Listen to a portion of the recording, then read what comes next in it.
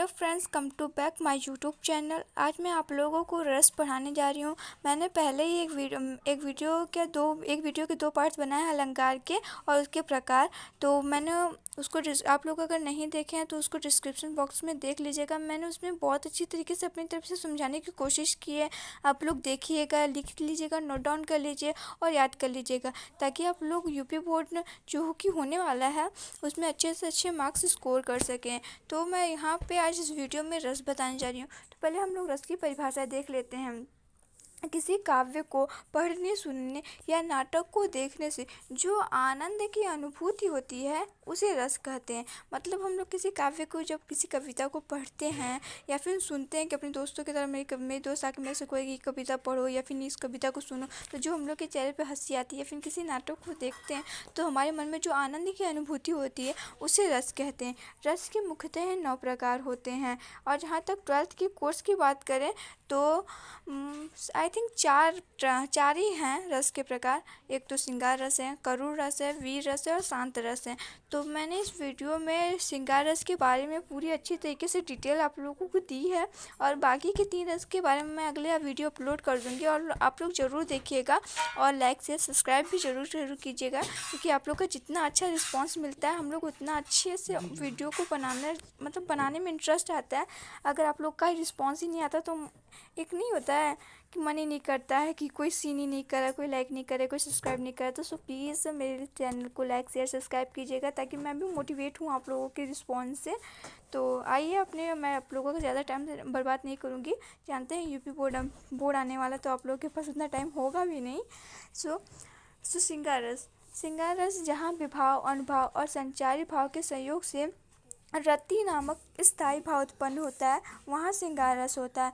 जहाँ तक कि रस की परिभाषाओं के बारे में बात करें तो सारी रस की परिभाषाएं सेम होती है। सारी रस की परिभाषा में विभाव, अनुभाव, संचारी भाव होता है, और बस बदलता क्या है, तो सिर्फ और सिर्फ उनका स्थायी भाव। जैसे श्रृंगार रस में स्थायी भाव होता, रति नामक स्थायी भाव होता है, और करुण रस में कुछ और स्थायी भाव होता है, शांत रस में कुछ और स्थायी भाव होता है। मतलब बस इतनी, जहाँ रति नामक स्थायी भाव उत्पन्न होता है, मतलब इतनी एक लाइन हर रस की परिभाषा में अलग अलग हो जाएगा, वही बस बदलता है और कुछ भी नहीं बदलता है।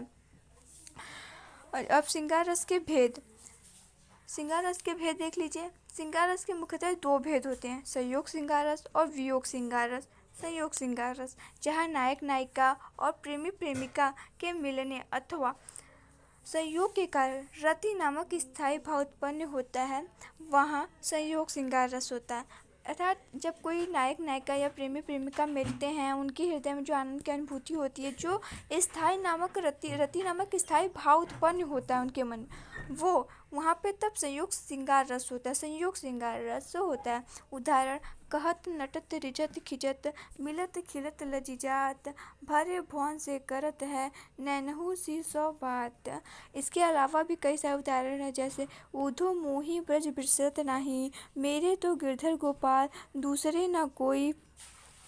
इसके अलावा अब देखिए आखिरी हमारा वियोग श्रृंगार रस, जहाँ नायक नायिका अथवा प्रेमी प्रेमिका के बिछुड़ने के कारण रति नामक भाव उत्पन्न होता है, वहाँ वियोग श्रृंगार रस होता है। श्रृंगार रस में क्या था कि जहाँ मिलने के कारण रति नामक स्थायी भाव उत्पन्न होता है, वहाँ संयोग श्रृंगार रस होता है।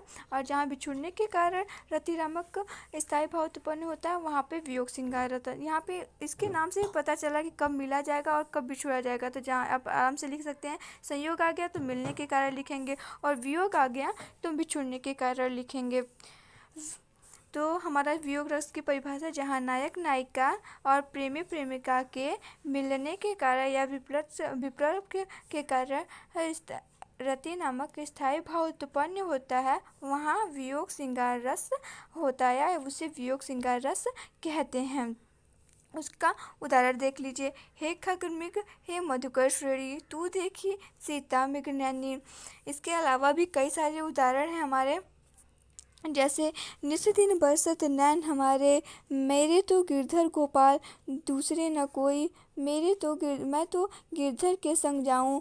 इसी तरह कई सारे उदाहरण हैं, लेकिन मैंने अच्छे से अच्छा उदाहरण आप लोगों को दिया है ताकि आप लोग उसको याद कर सके, आप लोगों को याद करने में कोई प्रॉब्लम ना हो।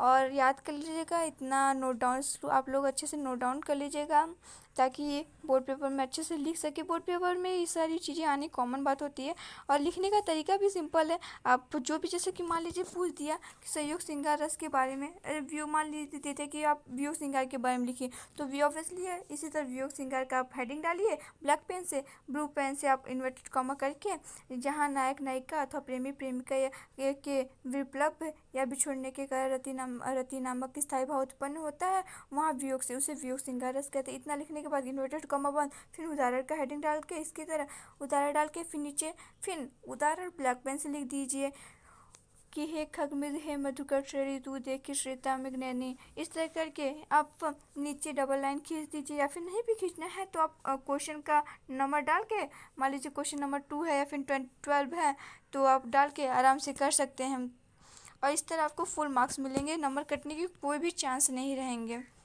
तो थैंक यू फ्रेंड्स, और मेरे चैनल को please please please like share subscribe भी कीजिए। Thank you.